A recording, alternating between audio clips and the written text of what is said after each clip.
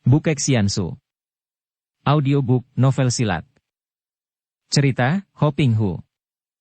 Bab 47. Para pembaca yang mengikuti pengalaman Kuasin Leong tentu menjadi penasaran kalau pemuda sakti itu sampai tewas dalam keadaan yang demikian mengerikan. Tidak, dia tidak mati. Memang nyaris dia tewas dimakan ratusan ekor ular berbisa yang menjadi penghuni sumur itu. Akan tetapi kalau orang belum tiba saatnya untuk mati, ada saja penolongnya yang bisa dianggap tidak masuk akal, kebetulan atau luar biasa. Dalam halnya Sin Leong tidak ada yang tidak masuk akal atau luar biasa. Memang tubuhnya yang pingsan itu terlempar ke dalam sumur di mana terdapat ratusan ekor ular berbisa dari segala jenis, akan tetapi tidak ada seekor pun ular yang berani menggigitnya. Apalagi menggigit, mendekati pun mereka itu tidak berani, bahkan begitu tubuh pemuda itu terjatuh, ular-ular itu cepat menyingkir ketakutan. Hal ini adalah karena tanpa sengaja di saku baju Sin Leong terdapat batu mustika hijau dari Pulau Es. Seperti kita ketahui, batu mustika hijau ini adalah milik Han Swat Hong yang telah menyelamatkan nyawa gadis ini pula ketika terserang racun. Ketika Sin Leong mengobati sumonya itu, dia menyimpan batu mustika ini di dalam saku bajunya sehingga ketika dia terlempar ke dalam sumur, batu mustika itu ikut terbawa olehnya dan menjadi penyelamatnya karena tidak ada ular yang berani mendekatinya. Sebetulnya pemuda ini menderita luka yang amat parah dan yang akan mematikan akibatnya bagi orang lain. Namun, pemuda ini pada dasarnya memiliki tubuh yang sempurna, bersih darahnya dan kuat tulang dan urat-uratnya. Apalagi sejak kecil dia menerima gemblengan ilmu kesaktian dari Han Tiong sehingga dia memiliki tubuh yang amat kuat dan tahan derita. 2 hari 2 malam dia rebah pingsan di dasar sumur yang lembab, tanpa diusik oleh ular-ular itu yang hanya memandang dari jauh seolah-olah dia merupakan makhluk yang menakutkan. Pada hari ketiga, nampak tanda hidup pada tubuh yang tadinya tak bergerak-gerak seperti mati itu dengan suara mengeluh panjang, kemudian tubuh itu bergerak dan bangkit duduk dengan susah payah. Sejak Sin Leong merasa nanar dan bingung melihat bahwa dirinya berada di tempat yang amat gelap. Begitu gelapnya sehingga dengan terkejut dia menyangka bahwa matanya telah menjadi buta. Akan tetapi, ketika dia menoleh, tampaklah sedikit cahaya di belakangnya, dan mengertilah dia dengan hati lega bahwa dia tidak buta, melainkan berada di tempat yang amat gelap. Dia tidak tahu bahwa dia dilempar ke sumur dan sumur itu kini telah tertutup oleh batu-batu besar dari atas ketika guha terowongan itu sengaja diruntuhkan oleh Kiam Mo Chai Li dan Te Kuat Lin. Melihat cahaya terang di belakangnya, Sin Leong menggerakkan tubuhnya hendak menyelidiki, akan tetapi dia mengeluh karena begitu bergerak, dadanya terasa nyeri bukan main. Dia teringat akan pertempuran itu dan mulai mengertilah dia bahwa tentu dia telah tertawan dan berada dalam tempat tahanan rahasia yang amat gelap. Maka dia segera duduk bersila mengatur pernapasan di tempat lembab dan pengap itu, menyalurkan tenaga dan hawa sakti di dalam tubuhnya. Memang dia memiliki sinkang yang amat kuat berkat latihan di Pulau Es, maka tak lama kemudian dia telah mengobati luka di dalam tubuhnya dan menyelamatkan rasa nyeri-nyeri di tubuhnya. Begitu dia menghentikan latihannya, terasa betapa perutnya lapar sekali. Dia tidak tahu bahwa sudah 2 hari 2 malam perutnya sama sekali tidak diisi apa-apa. Sin Leong bangkit berdiri dengan hati-hati. Tangannya meraih ke atas. Kosong. Dia mencoba meloncat dengan kedua tangannya di atas kepala. Tetap saja di sebelah atasnya kosong, tanda bahwa tempat tahanan itu tinggi bukan main. Seperti sumur. Betapapun dalamnya sumur itu tentu dia akan meloncat keluar, pikirnya.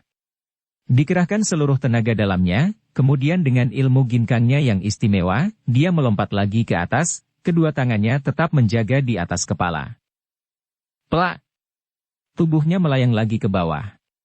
Kedua tangannya bertemu dengan batu besar yang amat berat yang menutup lubang sumur itu. Beberapa kali Sin Leong menggunakan kepandaiannya untuk keluar dari dalam sumur, dan sekali meloncat, dia menggunakan sinkang di kedua tangannya untuk mendorong batu. Akan tetapi usahanya ini selalu gagal. Tentu saja tidak mungkin bagi seorang manusia, betapa kuat pun dia, untuk meloncat sambil mendorong tumpukan batu-batu besar yang menutup mulut sumur itu, batu-batu sebesar rumah dan yang sebongkah saja beratnya ada yang 1000 kati. Akhirnya Sin Leong pun maklum bahwa usahanya meloloskan diri melalui atas tidak mungkin baginya. Maka dia mulai meraba-raba di sekelilingnya. Sumur itu tidak berapa lebar, paling banyak bergaris tengah 3 meter. Ketika dia mendengar suara mendesis-desis dan mencium bau amis, tahulah dia bahwa di tempat itu terdapat banyak ular berbisa. Kemudian tampak olehnya melalui cahaya redup tadi bahwa di bagian bawah terdapat sebuah lubang dan agaknya dari tempat itulah ular-ular keluar dari sumur. Begitu dia mendekati lubang ini, tampak olehnya ekor ular berkelebat di dalam cahaya remang-remang itu, menjauhkan diri. Dia merasa heran mengapa binatang-binatang itu tidak mengganggunya ketika dia pingsan dan kini kelihatan takut kalau didekatinya. Dia teringat, meraba saku bajunya dan tersenyum mengeluarkan batu hijau yang mengeluarkan sinar di dalam gelap itu. Inilah penolongku, pikirnya. Hatinya menjadi makin tenang. Dengan adanya batu mustika hijau ini, tidak perlu takut menghadapi binatang berbisa apapun. Akan tetapi, melihat batu mustika itu, teringatlah dia kepada Swat Hong dan dia merasa khawatir juga. Musuh demikian lihai, dia sendiri kena ditangkap dan agaknya dilempar ke sumur ini. Bagaimana nasib Swat Hong? Dia harus cepat keluar dari tempat ini untuk menolong Swat Hong. Kekhawatirannya terhadap semuanya itu membuat dia makin bersemangat mencari jalan keluar. Lubang dari mana ular-ular itu keluar dari sumur terlalu sempit untuk dapat diterobos, maka Sin Leong lalu menggunakan kedua tangannya untuk membongkar batu di lubang itu, memperlebar lubang dengan jalan memukul pecah batu-batu di sekelilingnya. Tidak mudah pekerjaan ini, karena selain tubuhnya masih lemah, juga batu-batu di tempat itu amat keras dan hanya dapat digempurnya sedikit demi sedikit. Namun akhirnya dapat juga dia memperlebar lubang itu sehingga dia dapat merangkak melalui lubang sambil terus menggempur lubang di dapat yang merupakan terowongan panjang. Melihat betapa makin lama cahayanya dari seberang terowongan kecil itu makin terang, hati Sin Ling membesar. Jelas bahwa di seberang itu terdapat tempat terbuka dari mana sinar matahari dapat masuk, pikirnya. Akan tetapi pekerjaan menerobos terowongan kecil yang merupakan liang ular dengan hanya menggunakan kedua tangan kosong, memakan waktu lama juga. Saking hausnya, dia menengadah untuk menerima titik-titik air yang jatuh dari atas, yaitu dari dinding sumur yang mengeluarkan air. Biarpun memakan waktu lama, dapat juga dia mengobati dahaga dengan meminum secara demikian. Namun perutnya yang lapar terpaksa harus berpuasa lagi sampai 3 hari. Karena setelah 3 hari, barulah dia berhasil merangkak keluar dari terowongan itu dan tiba di sebuah ruangan yang cukup luas, akan tetapi juga merupakan tempat tertutup. Bedanya, kalau sumur pertama merupakan tempat sempit dan gelap, maka ruangan kedua ini luas sekali, garis tengahnya tidak kurang dari 10 meter, merupakan sebuah ruang dalam tanah yang aneh. Di sebelah atas, jauh dan tinggi sekali, tertutup oleh tanah atau batu dan ada celah-celah yang merupakan retakan batu-batu dari mana sinar matahari dapat menerobos masuk. Sin Leong menjatuhkan diri duduk di tengah ruangan dalam tanah ini dan harapannya kandas sama sekali. Kalau sumur pertama itu merupakan tahanan yang sukar diterobos adalah tempat ini lebih sukar lagi untuk meloloskan diri. Ular-ular yang banyak sekali berbelit-belit dan kelihatan ketakutan, ada yang merayap naik, ada pula yang menerobos terowongan yang sudah melebar itu untuk kembali ke dalam sumur pertama. Sin Leong termenung. Dari kamar tahanan kecil dia pindah ke kamar tahanan besar. Hanya lebih lebar dan memperoleh penerangan sinar matahari yang tidak seberapa. Itulah bedanya. Akan tetapi dia tidak menjadi putus harapan. Dihadapinya kenyataan ini dengan tabah dan dilenyapkannya kekhawatiran di dalam hatinya tentang diri semuanya dengan keyakinan bahwa apapun yang akan terjadi, terjadilah tanpa dipengaruhi segala kekhawatiran yang tiada gunanya. Dia sendiri menghadapi bencana, menghadapi ancaman maut dan inilah yang terutama harus dihadapi dan diatasi lebih dulu. Dia mulai memeriksa kalau ada jalan keluar dari tempat itu. Sama sekali tidak ada jalan keluar. Akan tetapi, dia menemukan benda-benda yang sementara dapat menolongnya dari ancaman kelaparan, yaitu jamur yang agaknya bertumbuhan dengan subur di tempat itu karena memperoleh sinar matahari. Perutnya lapar sekali dan pengetahuannya tentang tumbuhan meyakinkan hatinya. Maka mulailah dia memilih jamur-jamur yang tak mengandung racun, lalu mulai dia makan jamur. Dalam keadaan lapar bukan main, ternyata jamur-jamur mentah itu terasa enak juga. Soal minum dia tidak usah khawatir karena di beberapa tempat pada dinding batu itu terdapat air yang menetes. Ditampungnya tetesan air itu dengan kedua tangannya, lalu diminumnya. Luar biasa segarnya air yang disaring oleh tanah dan batu itu. Setelah yakin benar bahwa tidak ada jalan keluar dari tempat itu, Sin Leong menerima kenyataan ini dan dia giat berlatih ilmu. Di dalam kesunyian yang amat hebat itu perasaan dan pikiran Sin Leong menjadi luar biasa tajamnya. Semua ilmu yang pernah dipelajari dan dibacanya dahulu sukar dimengerti olehnya karena kitab-kitab kuno Pulau Es memang amat sukar diartikan, kini menjadi jelas dan dapat dia selami intinya. Oleh karena inilah maka di luar dari kesadarannya sendiri, ilmu kesaktiannya bertambah dengan hebat dan cepatnya. Juga di tempat ini dia mulai mengenal diri sendiri, mengenal arti hidup yang sesungguhnya.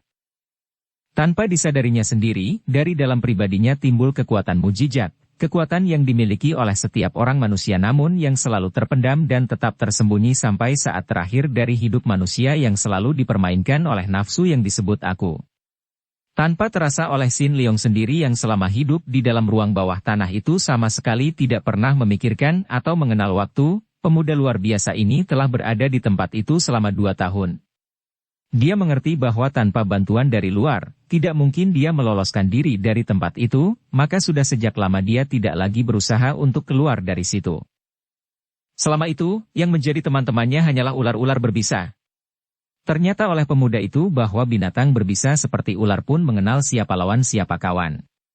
Karena selama itu dia tidak pernah mengganggu mereka, ular-ular itu pun jinak dan sama sekali tidak pernah menyerangnya, biarpun dia menjauhkan batu mustika hijau dari tubuhnya.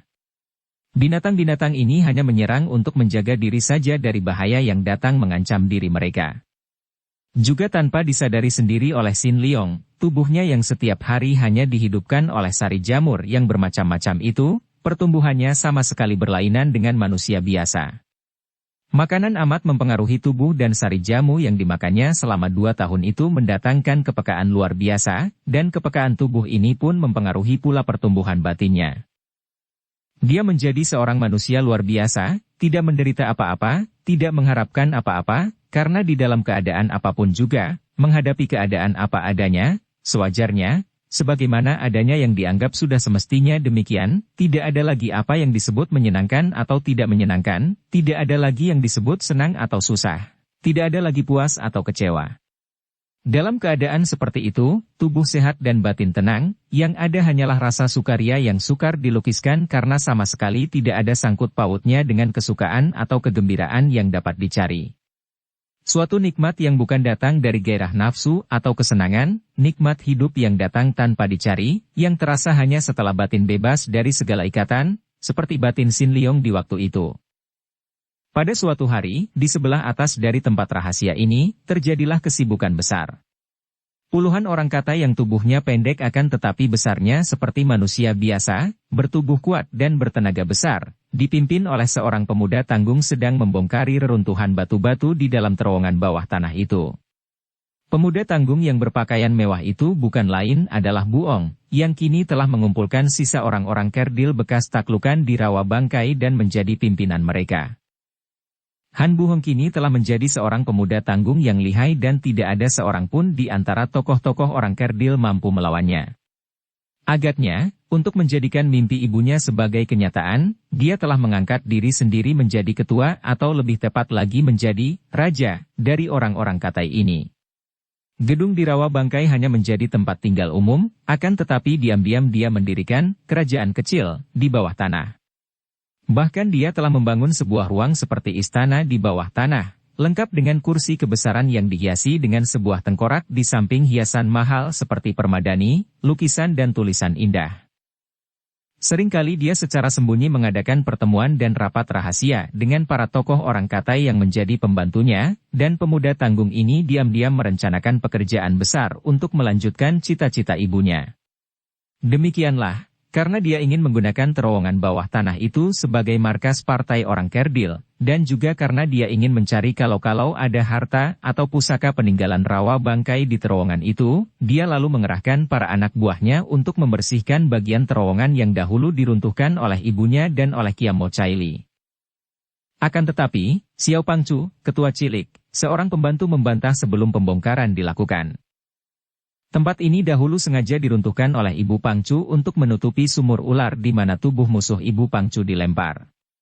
Karena musuh itu lihai bukan main, maka Ibu Pangcu bersama Kiam Mo Chai Li dan Ouyang Chin Chu memutuskan untuk menutup saja tempat ini agar pemuda sakti itu tidak mampu hidup kembali.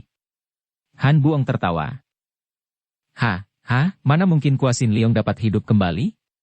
Dia sudah dilempar di sumur ular, andai kata dia tidak mati oleh ular-ular itu, tentu selama 2 tahun dikubur hidup-hidup di sumur itu dia kini sudah menjadi setan tengkorak, tinggal rangkanya saja. Mengapa khawatir? Hayo bongkar. Kalau tidak dibongkar, terowongan ini tertutup sampai di sini, padahal kita amat membutuhkan sebagai jalan rahasia yang amat penting bagi perkumpulan kita. Karena alasan yang dikemukakan ketua cilik ini memang tepat, maka beramai-ramai para manusia kata itu segera bekerja keras, membongkari batu-batu yang besar-besar dan berat itu, menggunakan alat pendongkel dan lain-lain. Hiruk-pikuk suara di dalam terowongan itu dan pekerjaan yang berat itu biarpun dilakukan oleh hampir 50 orang, tetap saja memakan waktu yang cukup lama. Memang sesungguhnya lah bahwa merusak itu mudah, membangun itu sukar, mengotori itu mudah, membersihkannya tidak semudah itu. Setelah bekerja keras selama sepekan, barulah batu besar terakhir yang menutupi sumur dapat disingkirkan. Han Buong dan para anak buahnya seperti berlomba lari menghampiri sumur dan melongok ke dalam sumur yang amat gelap itu. Pada saat itu, terdengar suara angin menyambar dari bawah dan berkelebatlah bayangan orang yang melayang dari bawah. Han Buong dan semua orang terkejut. Ketika mereka menoleh dan memandang bayangan orang yang tadi meloncat melewati kepala mereka melihat seorang laki-laki muda berdiri di situ sambil tersenyum, seorang pemuda yang berwajah tampan, yang memiliki sepasang mata yang lembut pandangannya namun bersinar cahayanya, pemuda yang pakaiannya lapuk dan compang-camping. Tidak ada orang kerdil yang mengenal pemuda ini karena memang keadaannya jauh berbeda dengan tahun yang lalu. Akan tetapi Han Buong dengan suara gemetar membentakkan perintah, "Serbu! Bunuh dia!" Orang-orang kata yang tadinya bengong terheran-heran dan ketakutan karena menduga keras bahwa tentu hanyalah siluman saja yang keluar dari sumur tertutup itu, ketika mendengar bentakan ini menjadi sadar. Kini mereka pun ingat bahwa tentu ini pemuda yang 2 tahun yang lalu dilempar ke dalam sumur. Biarpun mereka bergidik ngeri dan gentar mendapat kenyataan bahwa orang yang 2 tahun lalu dilempar ke sumur ular yang tertutup kini ternyata masih hidup, namun karena maklum bahwa ini adalah musuh mereka dengan teriakan-teriakan ganas mereka menyerang orang itu. Memang benar dugaan Han Buong. Orang ini bukan lain adalah Kwa Sin Leong. Ketika Sin Leong akhirnya dari bawah mendengar suara hiruk-pikuk di sebelah atas kemudian melihat cahaya turun melalui terowongan kecil jalan ular, dia menyeberangi terowongan dan tiba di dasar sumur pertama. Akhirnya dia melihat betapa atap sumur yang tadinya tertutup batu besar itu terbuka dan melayanglah dia keluar. Karena selama 2 tahun dia tidak bertemu orang, begitu melihat Buong dan orang-orang kerdil, dia tersenyum girang. Akan tetapi orang-orang kerdil itu dengan bermacam senjata telah menyerangnya. Sin Leong hanya mengerahkan sinkangnya membiarkan belasan senjata tajam menimpa tubuhnya. Terdengarlah teriakan-teriakan kaget karena semua senjata, baik yang tajam maupun yang tumpul, begitu mengenai tubuh pemuda itu, membalik seperti mengenai gumpalan karet yang amat kuat. "Adik Buong, bukankah engkau Sute, adik seperguruan?" Sin Leong berkata halus sambil memandang kepada Han Buong. "Iblis! Siluman! Bunuh dia!" Buong berteriak-teriak dengan muka pucat dan mata terbelalak. Biarpun hati mereka gentar sekali, namun orang kata itu kembali menyerbu dan hujan senjata menyambar tubuh Sin Leong. Kembali senjata-senjata itu mental, bahkan ada yang terlepas dari pegangan tangan pemiliknya.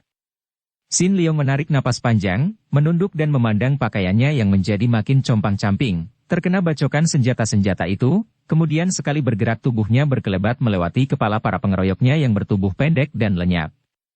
Gegerlah para orang katai. Akan tetapi Han Buong menyabarkan dan menenangkan hati mereka.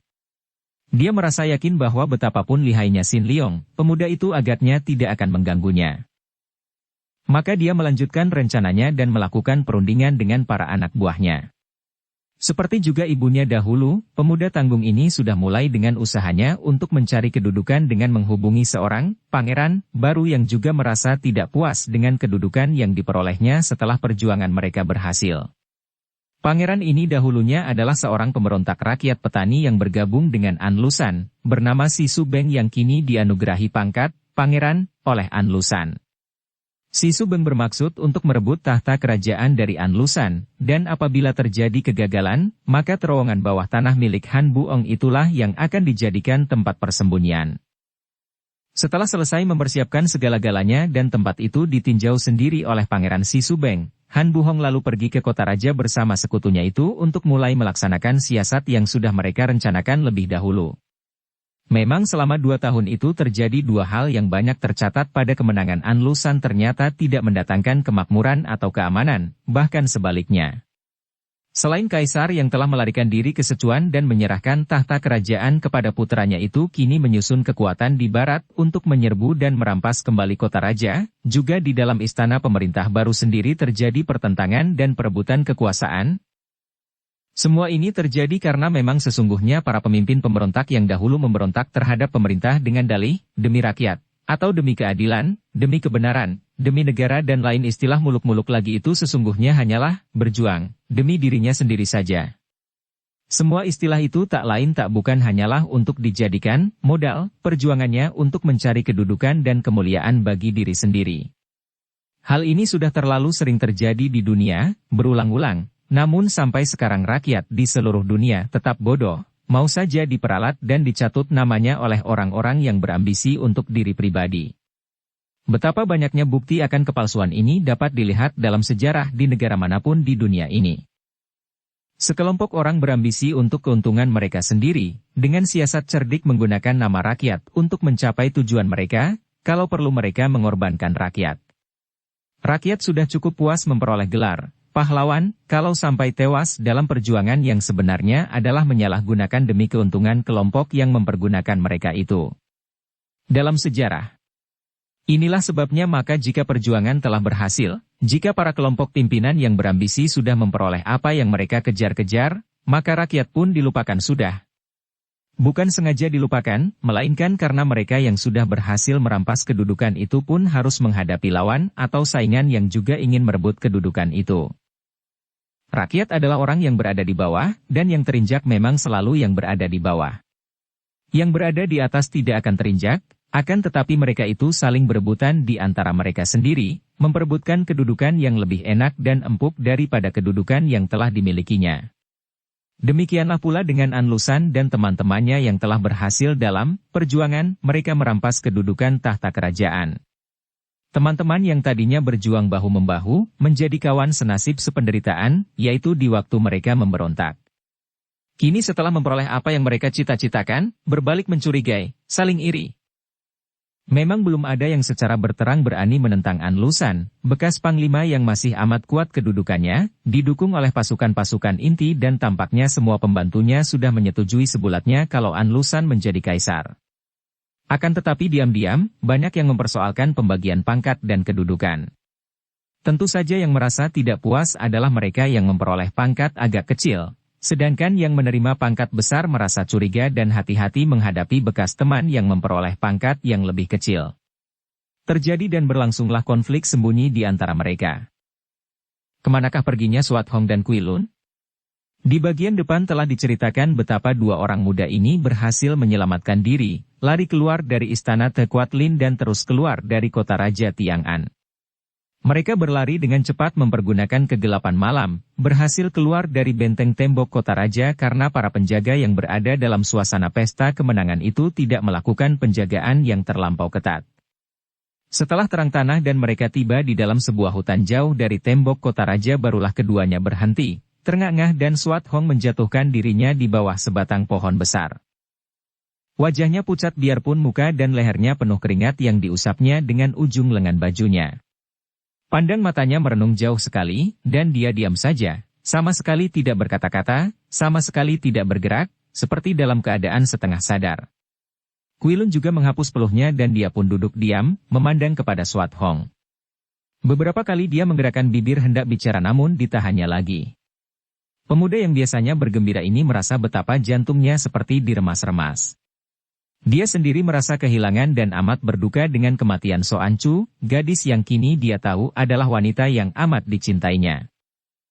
Akan tetapi, melihat keadaan Suat Hong yang terpaksa harus meninggalkan ibu kandungnya menghadapi kematian, dia melupakan kedukaan hatinya sendiri dan merasa amat iba kepada Suat Hong.